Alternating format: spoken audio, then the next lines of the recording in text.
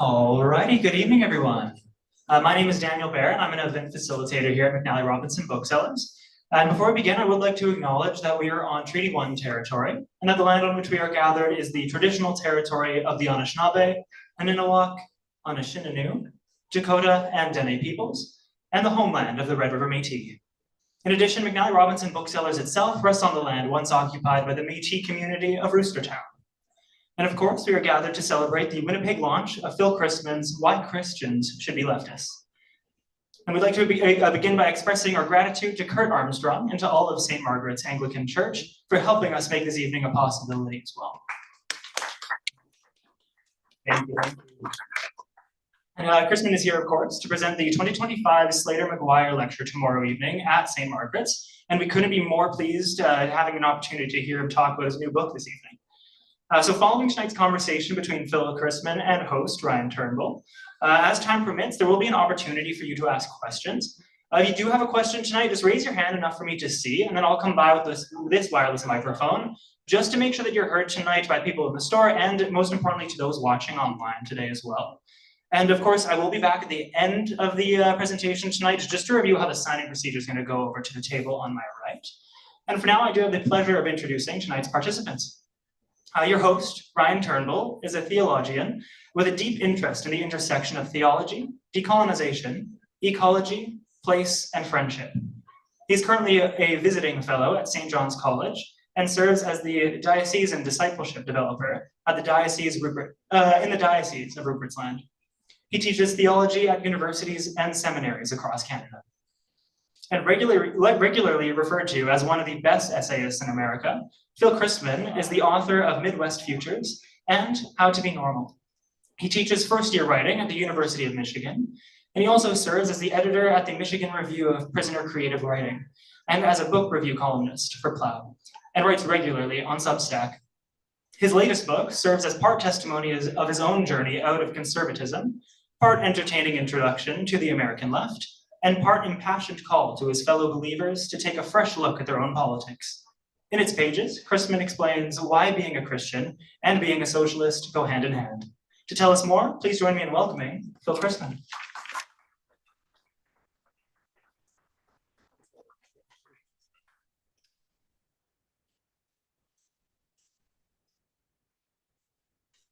Thank you so much. Yeah, this place rocks. This is a wonderful bookstore.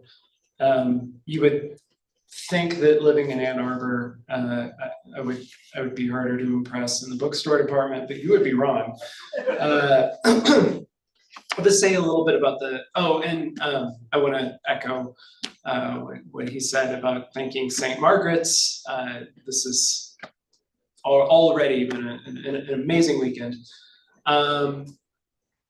So yeah, I'll say a little bit about the genesis of this book. So basically,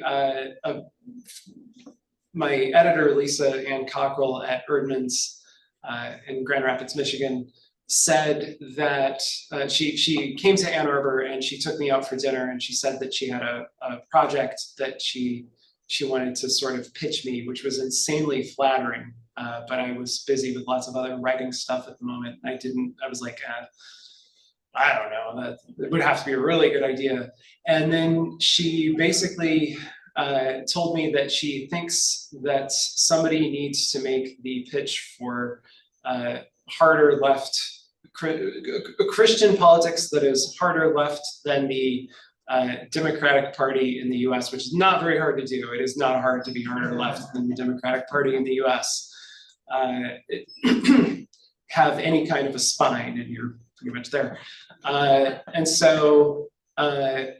And I thought, why do you want me to do that? And then sentences started forming in my head immediately, which is that's sort of how I decide which ideas are good. If I immediately start to think, oh, I know what that would sound like. So yeah, I think I'll just dive in. I'm going to read from the beginning, which is called Testifying. So I guess I can say that this book, I've tried to write something that would have a very general appeal, but this book is definitely written with sort of people who used to be or still are evangelicals in mind. That's the background I come from, and so there's a certain in the evangelical community, you don't start making claims about the world by like math or formal logic. You start by telling stories. So that's kind of what I did in this opening chapter. So chapter 1, testifying. I was taught from infancy that there are specific things you can do to experience God's presence. I learned to pray, to go to church, to thank God before meals, to spend, once I could read, quote, quiet time, as we called it, letting God speak to me through the Bible. By doing these things, I was told I could cultivate a direct relationship with God as surely as I could experience the presence of my mom and dad by talking to them. How exactly I was supposed to apprehend God's end of this conversation, how to tell his voice from the chaos of my own thoughts, I never quite figured out. After 40-some years of belief, I am still not sure. In church, God would sometimes manifest more dramatically, especially if I visited the more charismatic churches down the road a piece. My family were fundamentalist Baptists and believed different things than the charismatics did. But sociologically, in my experience, fundamentalism, evangelicalism, and Pentecostalism are kind of like consecutive streets in the same small town. There are serious differences, but you can't walk down one street without knowing about the other streets. And in all of these places, God would sometimes dramatically answer people's prayers or speak via a sudden, strong intuition that would later be confirmed by experience. This raised, for me, the terrifying possibility that God had been speaking to me all along, perhaps via the morbid, unwanted thoughts that I, like many children with undiagnosed mental health issues, suffered from, and that I duly tried to ignore. In the Pentecostal churches, God would also cause people to gibber strangely, to suffer odd spasms. I once found myself in a room where a large number of people had convinced themselves that God was, for some reason, turning their tooth fillings into gold. Life is weird. Growing up in this milieu, I tried to do as I was told, more or less. But unlike many of the people around me, at least to judge by appearances, I rarely felt particularly sure of God's presence. When I prayed, I couldn't banish from my mind the fear that I was simply talking to myself. My quiet time was too quiet. I could, like the Christians around me, find evidence of God's involvement in my life by simply looking at my circumstances, events that unfolded in a convenient way, or times when my life seemed to be making a point at me. But I was also always very conscious that when I did this, I was picking out certain details and ignoring others, seeing God where perhaps only random chance was at work. When I happened to find myself among those who experienced God's presence in an intense or dramatic way through seemingly shared feelings of ecstasy or spontaneous demonstrations of various kinds, my general uneasiness sharpened into a distinct anxiety. I didn't really worry at that point in my life that God didn't exist, but I did worry that God didn't love me. After all, he showed up for everyone else, sometimes with seemingly bizarre manifestations, but he did not show up for me in the ways I was being taught to look for.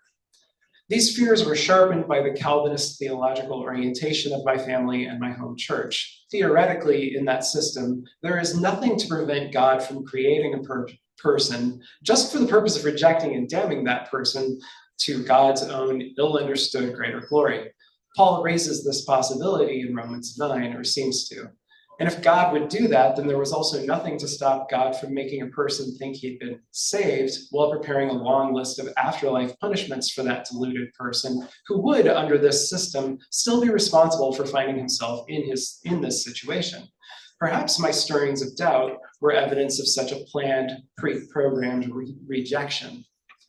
Obviously, in retrospect, all this looks very different to me than it did at the time. Now I've been to college and I've read a lot and I've met more Christians who aren't fundamentalists, evangelicals, or Pentecostals, and I've familiarized myself with the other major world religions.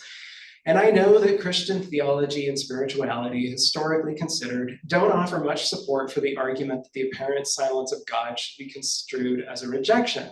I know that some people meet God through absence. I know that many interpreters of Romans 9 think that Paul raises that terrifying possibility of a vessel of damnation only so that he can refute it.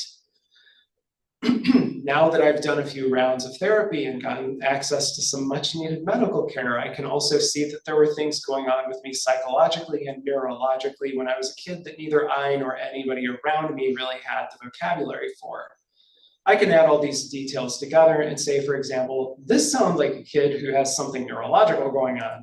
For people on the autism spectrum, it is said to be harder to lose yourself in a crowd's general feeling. And it might also be harder to stop naming and enumerating all the little ways that what others take to be God's presence might be chalked up to other causes. Perhaps for neurodivergent people, it is our special job to know God via absence. This seems like at least as strong a possibility as a child, I was suffering the punishment I deserved for failing to be born among the Calvinist elect. But at the time, those other possible readings of my situation weren't available to me, nor to my parents. Ultimately, I came to know God in a somewhat more roundabout way, and that, even more than the various political points I'm going to make, is the real subject of this book. I'm going to approach the social through the personal by giving a testimony of sorts. You can take the boy out of evangelicalism, but can you really take the evangelicalism out of the boy? Early in college, I met up one afternoon with some other students to read through the Sermon on the Mount together. I don't remember how I ended up there.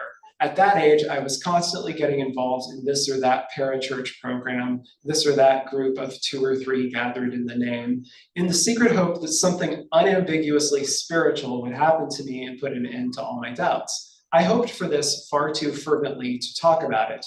These hopes never materialized, and I found myself silently backing away again soon enough. Then the cycle would repeat itself, usually after I had committed some sin that I felt especially conflicted about, like getting to third base.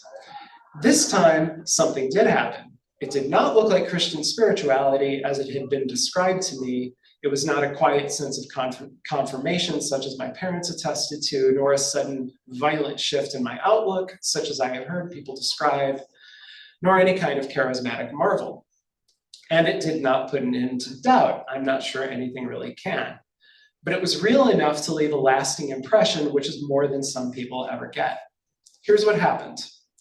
It will surprise nobody that a young man as insecure about God's love as I was could also feel a certain sneaking insecurity about where he stood in the eyes of other people, particularly in my case, because I am a straight man in the eyes of young women. During the period in question, I was nursing a particular heartbreak, feeling the kind of nightmarish, hormone-intensified loneliness that young people are prone to. And I remember sitting there at one of those little outdoor picnic tables near the dorms where people gathered to play the guitar, smoke, flirt, or pray. At Calvin, it was always one of those 4 or all 4 at once. And thinking, I am reading the Bible in the middle of the afternoon with a bunch of strangers. That's not something a guy who has a girlfriend does. Am I a loser? I think I'm a loser.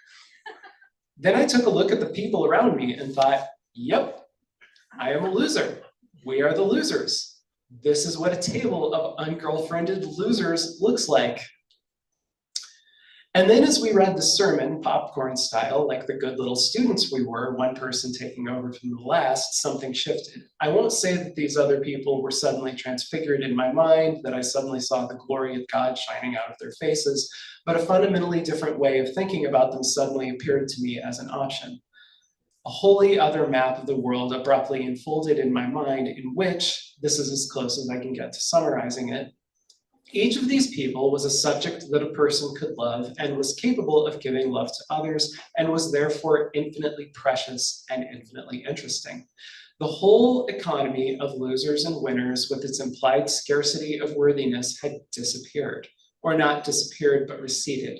It didn't seem inevitable or fully real anymore. It seemed like a lie that needed to be undone by the constant practice of universal, constant, and unvarying love. What I needed, what I so feared I'd never have, was already there in these other people. Another way of saying it, the way of life that the Sermon on the Mount suggested was available to me and to them, and if we chose it, no second spent with them or with any other person could be anything other than a gift. In that moment, in the midst of deep depression and confusion, and those feelings were still there waiting for me, I was something more than happy. I was something of which happiness is a mere byproduct. I felt aware of the possibility of an impersonal but absolute love, a sense of what it might be like if all of us willed what was best for each other as intensely as we will what's best for ourselves, and the possibility of letting go of my ego because I know that every other person cherishes me as though I were their own life. No longer rigidly holding on to myself because I know I am upheld. What I felt was the possibility of universal solidarity.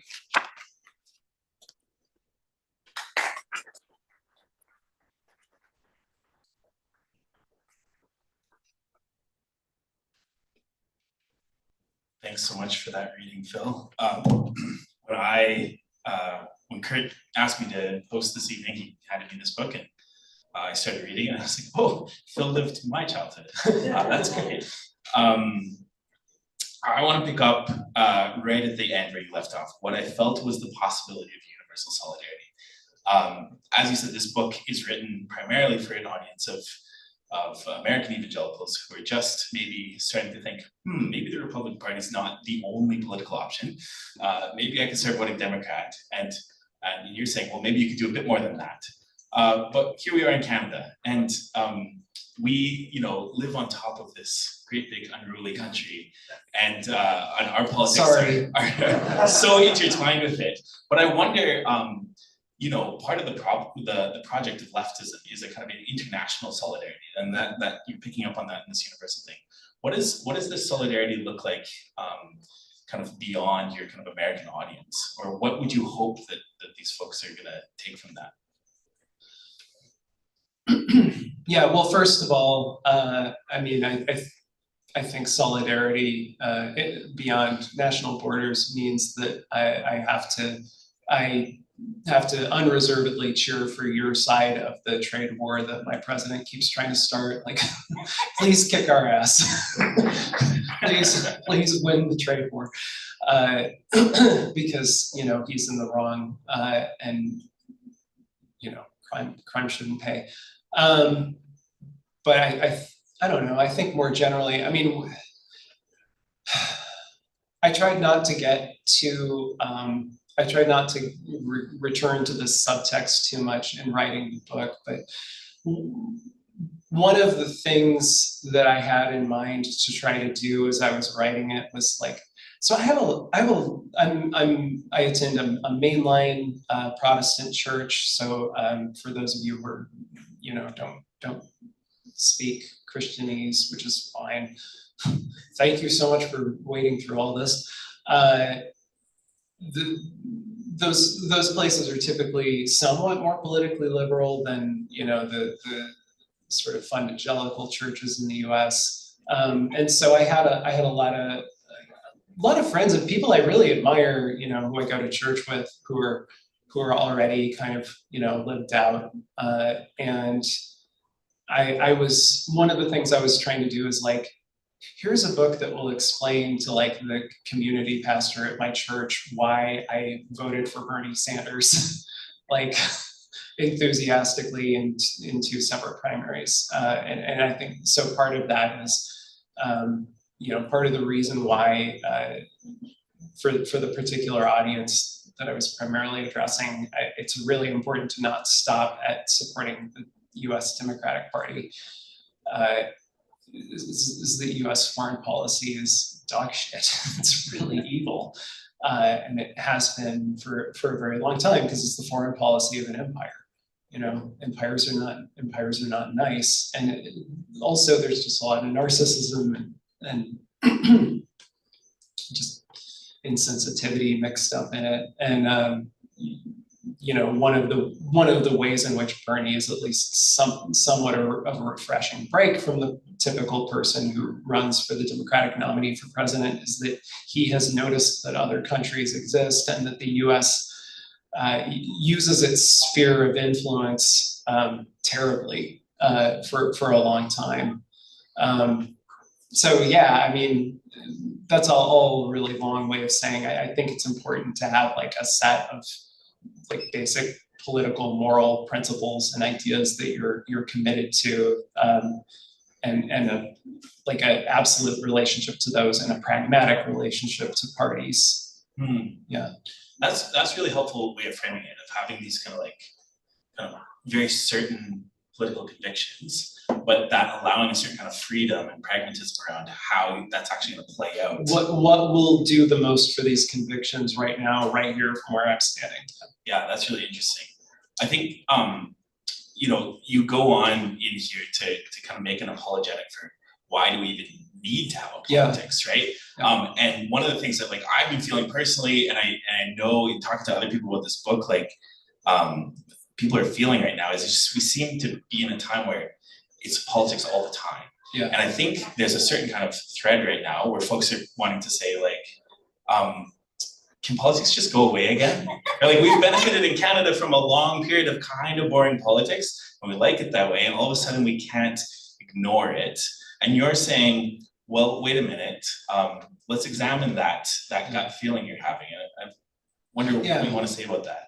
Yeah. I mean, right. I that's something else that I felt like my particular target audience kind of needed to be reminded of. I mean, first of all, that politics can't really go away because politics is more than just like what box you tick every 2 to 4 years, right? I mean, politics is like how you live. I mean, what was Aristotle's definition of it? It's like how his ethics creates a distinctive community life. I mean, there's lots wrong with Aristotle's political philosophy, obviously, but he was not wrong about that. It's not a thing that goes away. It's part of our calling as just complete people. So like, whether I'm sexist to my wife or not is like politics, how you raise your kid is politics. And when you start to think about politics as being larger than just partisan decisions and strategy and which evil idiot said what, it's also more interesting to think about. It's less of a curse to have to think about it all the time because it's more and larger than just like paying attention to everything that the demented grandfather of the United States says, when he's not looking at the TV. Yeah. Yes. Yeah. I mean, I think maybe one of the most political acts we could do is just unsubscribe family members from Fox News. Yes. Well, yes. So you have this this wonderful little passage that I just want to read a couple lines from. So you talk about how in leftist circles, but you also acknowledge that this is very present in the church. And given a few meetings I had this past week, I see a fair bit of this. But it's from, this passage is taken straight from the CIA field manual on how to sabotage political organizations. Things like bring up irrelevant issues as frequently as possible. Haggle over precise wordings of communications, minutes, resolutions. Advocate caution, be reasonable, and urge your fellow confreres to be reasonable, and avoid haste, which might result in embarrassments or difficulties later on. I think like this. Comrade, I'm sorry, do you have standing to address this question? I think we need to look at the bylaws. Yeah. In the Anglican churches, there's always this one guy running to my point of order. This happens, and this is what I think like people encounter as the political. So this kind of gets back to like, I just want that to go away. Yeah. And so what is the content of the political that you're drawing people towards? Because I don't think it's this. No, it's kind of keeping your eye on the ball so that you don't get distracted and bamboozled by that, or you don't turn into that guy without meaning to. I mean, I don't know, the politics that I basically advocate in the book to, use labels for a second. Well, I was pretty intentional about using the term leftist. Basically, I was just thinking back to the French Revolution, which is where we get that term, right? The people who supported not just particular institutions, but like unquestioned and like iron hierarchy. They sat to the king's right, and the people who were like, let's start questioning some of that sat to the king's left, right? I think that Christians, for a variety of reasons, but one of which is that we take seriously, the imago Dei, the image of God in every person. We ought to be very suspicious of hierarchical power and of hoarded power of any sort, right? No, that doesn't mean like every hierarchy is totally wrong. Like Noam Chomsky always uses the example of parents and children. You should be asking, is that a justified instance of hierarchy? And in that case, yeah, it is, because children will run around touching stoves and eating poison things if you don't parent them. So, okay, fine. But you should be putting hierarchy to that test, is the point, right? So yeah, I mean, the larger politics here is, and then I talk about different tendencies within the left. I talk about social democracy, socialism, communism, and anarchism. And I don't pick a winner because I'm an indecisive person. And I think they all have, genuinely interesting critiques of each other. And I think they're all worth listening to up to a point, and they all tend to kind of, disappear up themselves to a certain degree, and you got to watch out for that. But yeah, I mean, that's the concrete politics that I'm calling for, is a politics of, like, as Terry Eagleton, puts it, what if my neighbor's fulfillment is my fulfillment? And what if what if my fulfillment is not at your expense? Yeah, one of the things I liked the way that you kind of blurred the varieties of leftism, because I think the left, at least in North America, is relatively weak right now, and there has to be probably some coalition building among these different camps if they're going to ever stand a chance. So by intentionally kind of blurring that, was that kind of part of the argument there? It is. I was also, honestly, I was thinking about the sort of people I had in mind as like I think of my audience as like a big overlapping crowd of many different types of people, but like who I'm aiming dead center at is people who would be really freaked out by any of those tendencies in their raw form anyway. It's the people I go to church with who are wonderful. Yeah, I was kind of trying to do like what C.S. Lewis does in Mere Christianity, because he knows he's writing for a broad audience to introduce them to Christianity, which also has a million factions that all hate each other and are always going after each other in the most boring, pedantic language that is completely off-putting to outsiders. I mean, it's just like the left. So what he does in that book is he says, I'm introducing you to a thing that I just made up called Mere Christianity, which is just, sort of a Christianity degree 0. And these are the things that pretty much everybody you can call a Christian has these things in common. And then from there, you can pick the room you want to go into. And I'm kind of doing that because it worked for him. Yeah, I mean, it's a massively popular book, and it's good. People like to hate on C.S. Lewis, and there's good reasons. He was sexist. He was really sexist, right? And I'm sure by now he regrets his opinions on LGBTQ issues. But it's a good book. It tackles a lot of complex issues, like theological ideas in a very friendly way. Mm-hmm.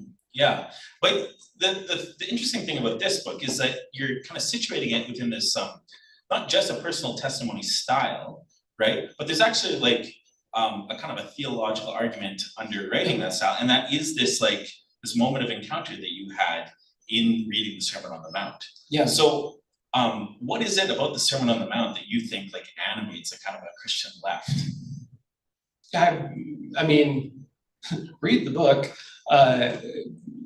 You know, I mean, I kind of spend the whole book trying to put exact words to it. But I mean, one thing is that the Sermon on the Mount is very much it's addressed to a community. It's addressed to a community that is sort of called out and is living in an especially exemplary way. So it's I think when Christ says some of those really intimidating and impossible things, you're supposed, somebody hits you, so present the other cheek too, and all that. I think you're supposed to be kind of picturing like a person who's not just like a monad who lives in the US and is like the most individual ever. You're supposed to be picturing somebody who's a member of a community who can, after getting slapped on both cheeks, you can kind of go to your fellow Jesus followers and be like, man, I got slapped on both cheeks today. It's an inherently, it's a communal way of living, and I think it's supposed to become both an ideal type for the world and something that ultimately like humanity aspires to be together. Mm-hmm.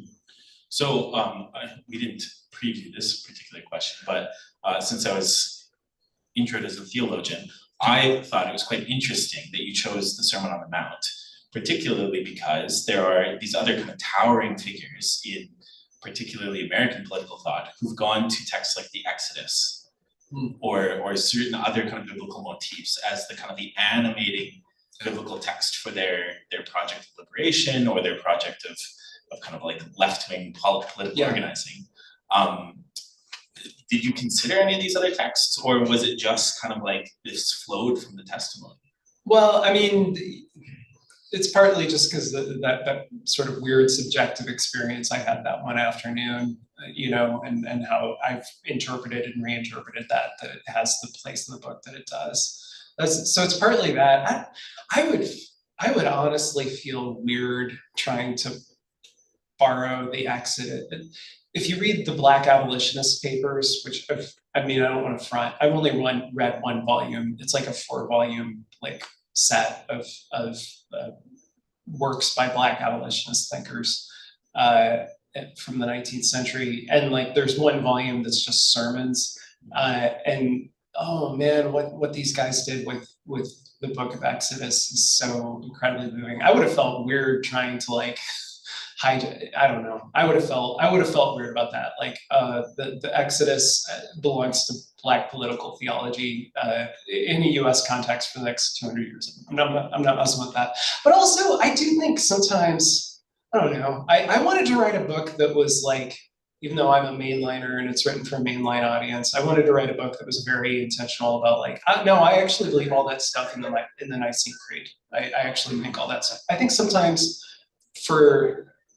in a US mainline context, the Exodus is a way around having to talk about things like the incarnation or Christology or any of that stuff, because that's old fashioned. Right, yeah, it's embarrassing, metaphysical, that kind of. Metaphysics is Greek. Yeah. Right, there you go. Yeah, so just kind of being no, actually you can do this. Yeah. And I think that that works, particularly for the kind of this evangelical audience you're trying to invite into, because there is that anxiety that oh, this thing's going to eclipse these kind of deeply seated convictions that we have about how to think and how to reason from scripture and how to prioritize ideas, right? The order of ideas. I was trying to stay completely Christian and completely leftist. I mean, I was trying to stay 100% committed to both of those things. Yeah, that's awesome. I mean, this city is not unfamiliar to that. We have this incredible legacy of people like Bill Blakey and J.S. Woodward, going back, a century. This kind of animated, this prairie populist socialism stuff and various. There's a church in our diocese that is very proud of the fact that during the the meetings leading up to the general strike in 1919, they used their church basement to do that, right? We probably also have other churches in our diocese that had members in the side that put that down. So, it's a complicated legacy, but here in Winnipeg, I think that wanting to be 100% Christian and 100% left is not a foreign idea on this soil. It was a very foreign idea. It was a very foreign idea on the soil where I grew up. But that's cool to hear. Yeah. As we're like kind of wrapping around towards the end, I just want to come back again to this, like the form that this book takes, which is the form of testimony. There is an affective argument being made in this testimony, and we were spitballing over dinner what to call fans of Phil Christman, and I suggested Christmaniacs, perhaps. In the past year, real Christman heads. Yeah, I've read all of his books in the past year, and there's this kind of like through line of, one of his books is called How to Be Normal, and there's this through line of like, hey, let's just kind of like get on with things. And I thought that the form of testimony in this was a really delightful way of inviting people on to not get too worked up over the details of this, but in fact to just get on with it. And yeah, I don't know if you can like kind of like talk about how like you see testimony working rather than getting like, I don't know, really scientific about our Marxism, for example.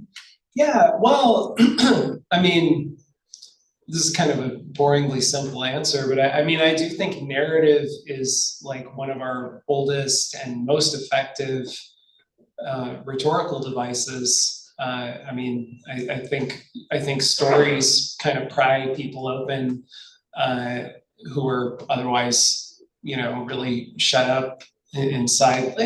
Like my wife does a lot of prison arts work. She's how I got involved in all that stuff. And she has this one woman show she does about what it's like to be a prisoner's family member, because that's her situation, therefore our situation.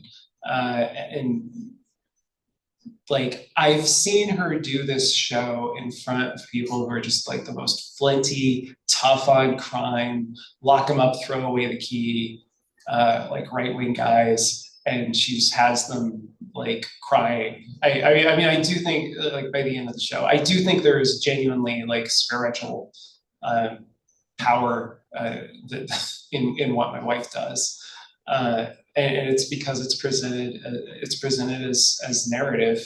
And I'm not saying like I sat down and was like, what's the most effective rhetorical weapon? I didn't plot it out with butcher paper, but I mean, like narrative intuitively felt like the right way to go about it. And I also, I mean, I wanted to kind of put it all together for myself too. Like, how did I end up thinking like this? What is my worldview and how did I come to it? And picking some stories to tell. I mean, because that actually is how you come to your worldview. You think about things and then life kind of brings certain themes to a head, Yeah. Well, I mean, our testimonies begin somewhere and they kind of root us to a people. And you begin by dedicating this book to your mom. Mm-hmm.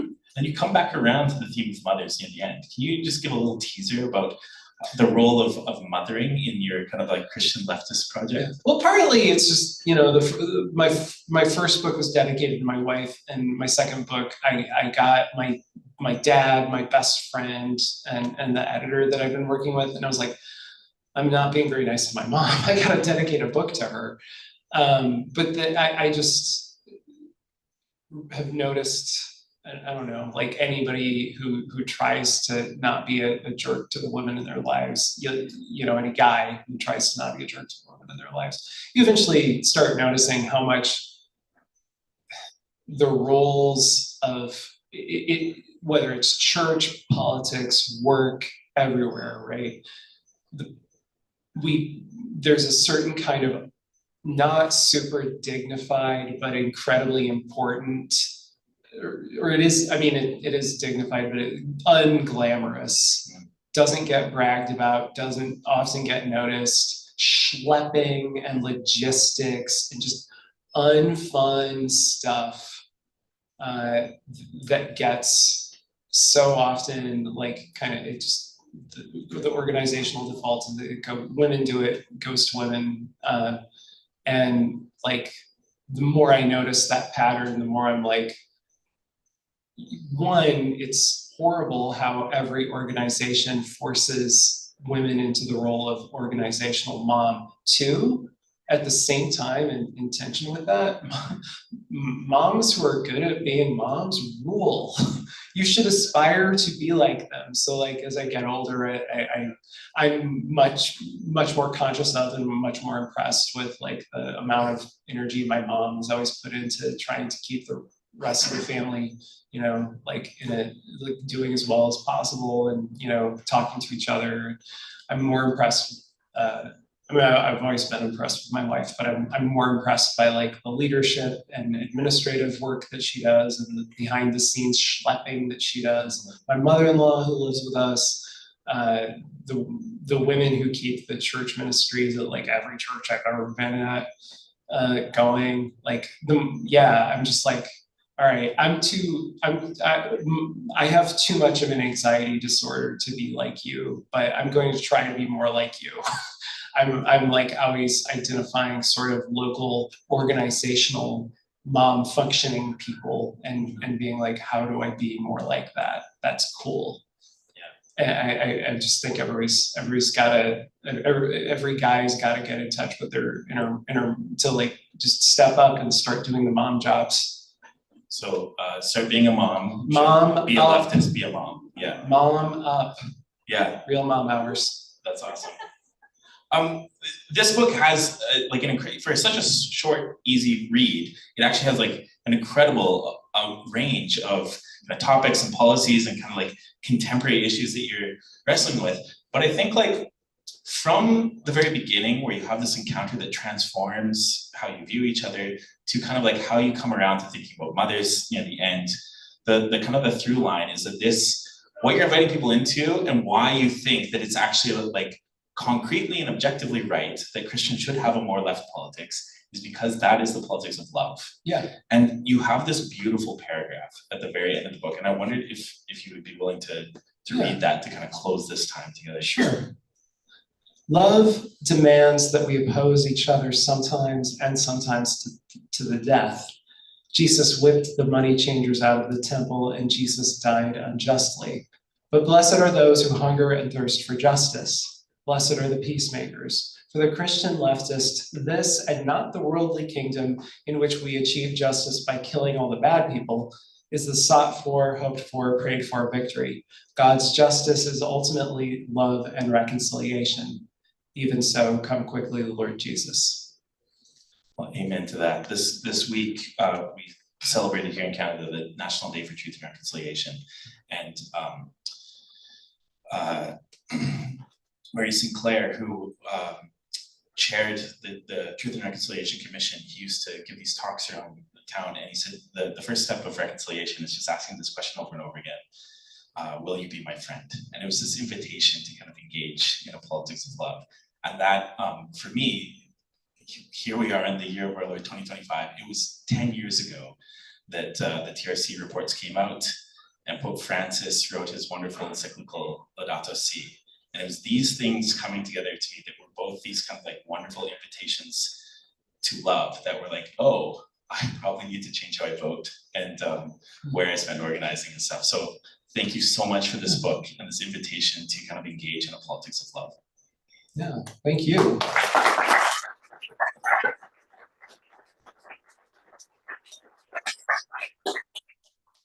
And we got a good amount of time for some questions. We've got questions.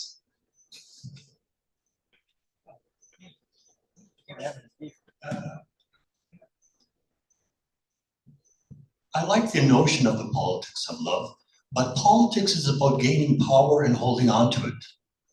How do you reconcile the politics of love with the politics of power? Every political party is there to gain power and to hold on to it. What are you gaining power to do? Right? I mean, yeah, like practically speaking, you're right. But you have to actually have a vision of how you want to exercise that power and what you want to do with it. And as common, like that may seem like a really obvious commonsensical thing to say, except that I live in the United States, and the party that I have to vote for every 2 years to keep the fascists out of power, usually unsuccessfully these days, is the Democrats, and they have no idea what they want power for. I mean, or they act like they don't. So, you know,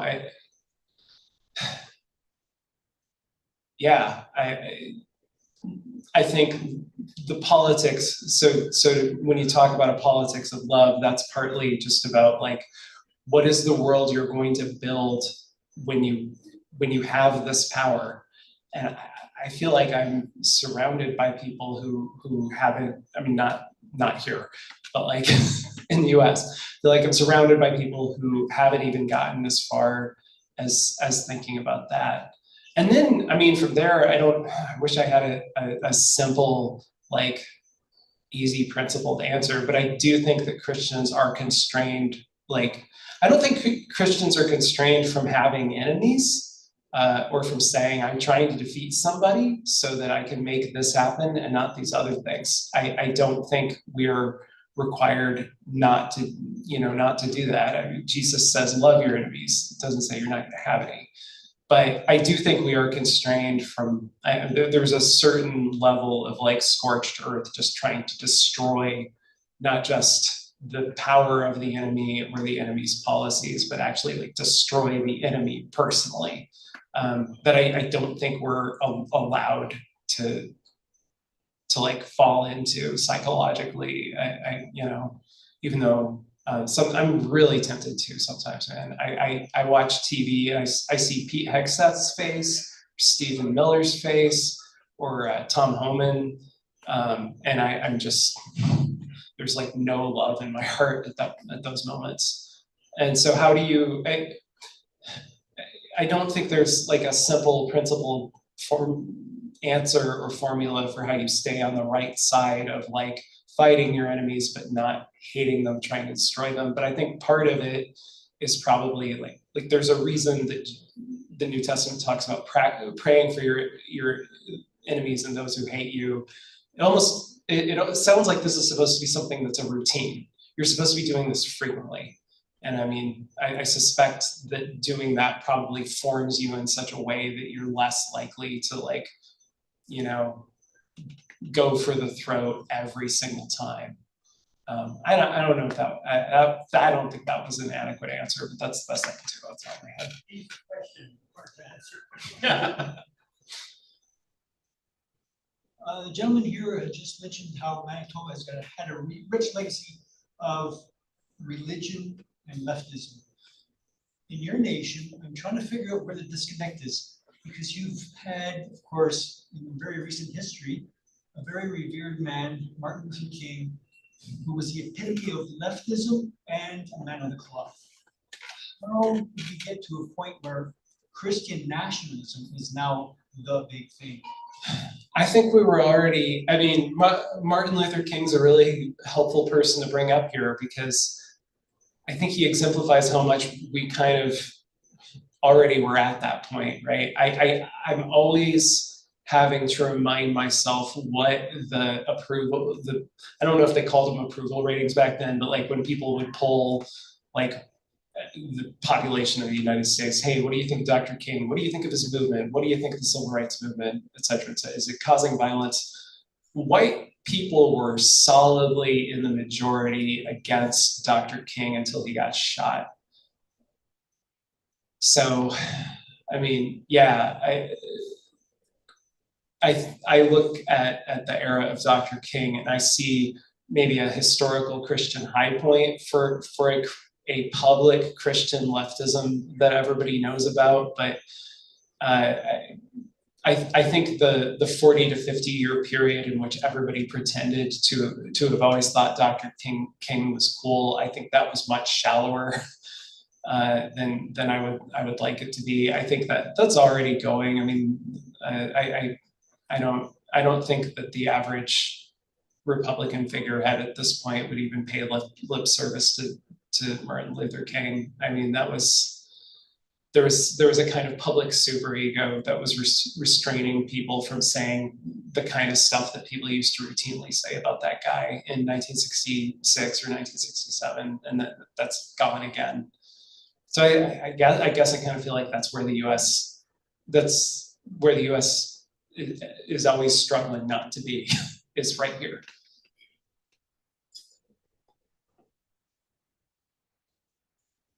So I just had a really, really great experience. I started your book and I read it over 2 days, and right in the middle I saw I saw One Battle After Another, which is a beautiful new Paul Thomas Anderson movie. And my favorite part of the movie is when there's a big riot in the sanctuary city where ICE-like agents are rounding up migrants, and they're being hidden by Benicio del Toro, who's incredible in it. And the coolest guy in the history of film. yeah, basically it is. I think you're right. Yeah.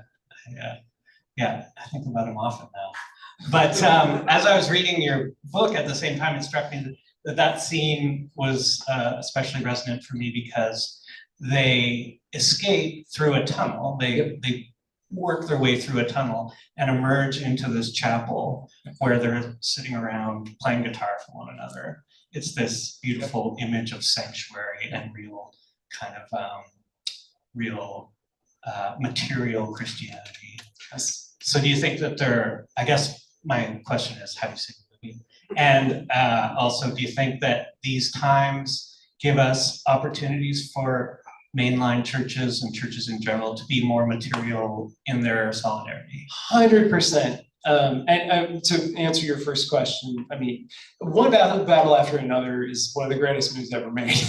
I love Paul Thomas Anderson. I could talk to you all night about what a longtime fan I am of him.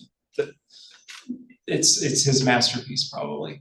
But yeah, I think anti-ICE resistance. I mean, I wasn't able to follow up on this, so I don't know what's happened with further fact checking. There were reports that ICE shot a lady in Chicago today. Anti-ICE resistance seems like a real no-brainer for American Christians, and with the amount of like money and organizational power that mainline churches have, that's someplace that they should be putting a lot of it. And also, it's a practical issue. If you want your church to be a place that an undocumented person can literally like worship at and not have their kid get zip tied by like a bunch of steroidal freaks in masks, like your church you need to have like a game plan. You need to be like actively organizing to make yourself a sanctuary church where you can't preach the gospel because some people can't go to your church without risking their safety. Like, come on. So yeah, I honestly, like, mainline churches should do with especially those scenes of that movie what evangelical churches did with the Mel Gibson and Jesus torture movie from like 20 years ago. They should be renting out tickets and whatever, renting out theaters and watching it. Like, just treat it as a blueprint.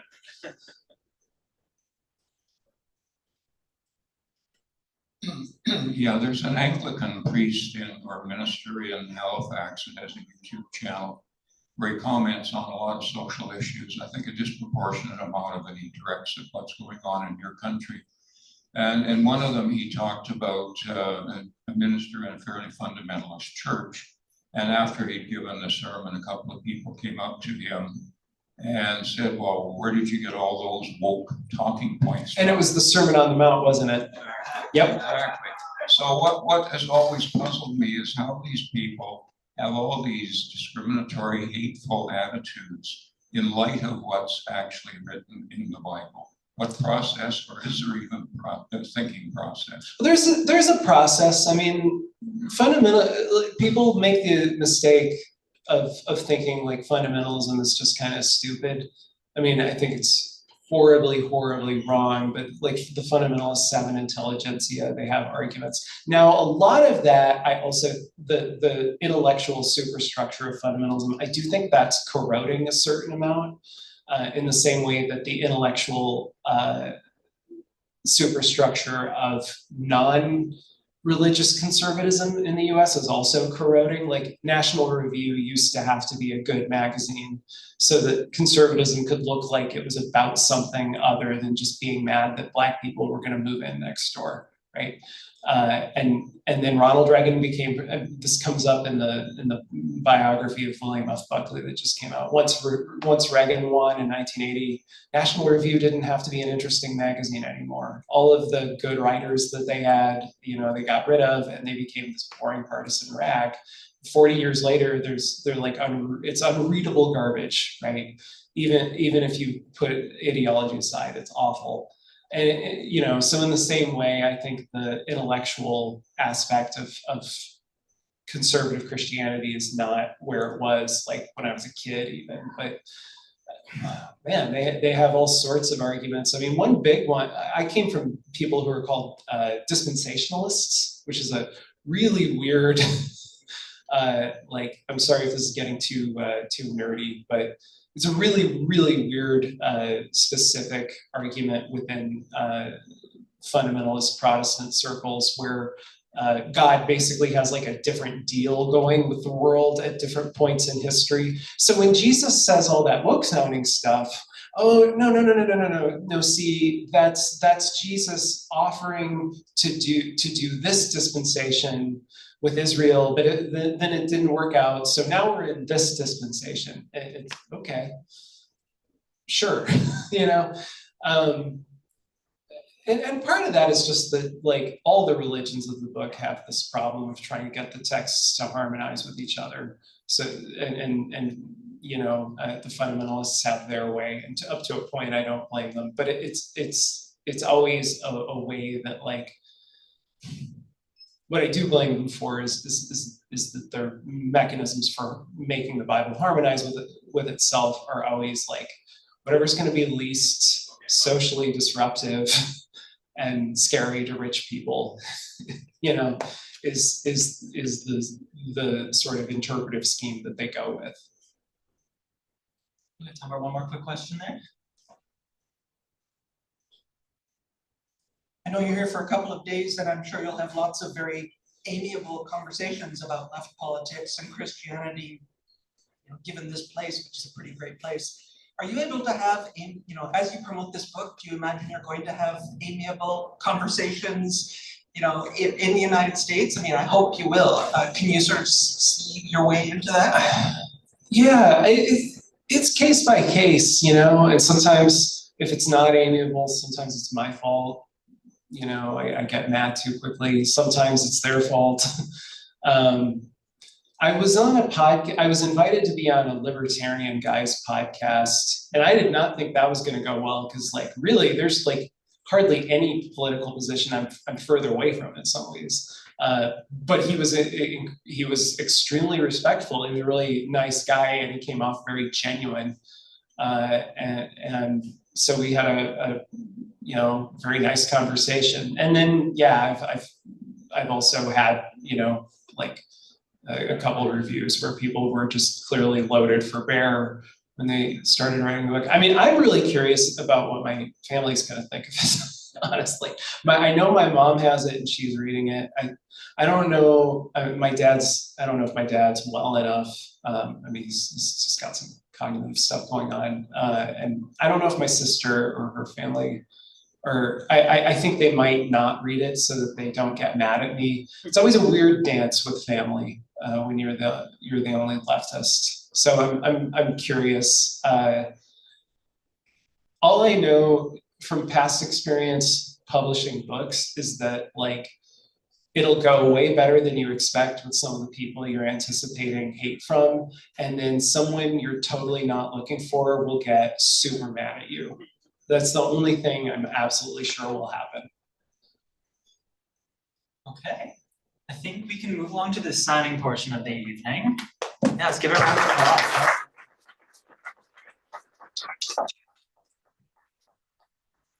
Yes, as I mentioned, we're going to move along to the signing portion, which is going to take place right to my right here at the signing table. Feel free to have a copy signed before you pay for it. Just so long as you don't leave without paying for it, we would appreciate that. Thank you once again to Ryan Turnbull for hosting, and of course to Phil Christman for writing the book and being here tonight, and to St. Margaret's once again. Thank you.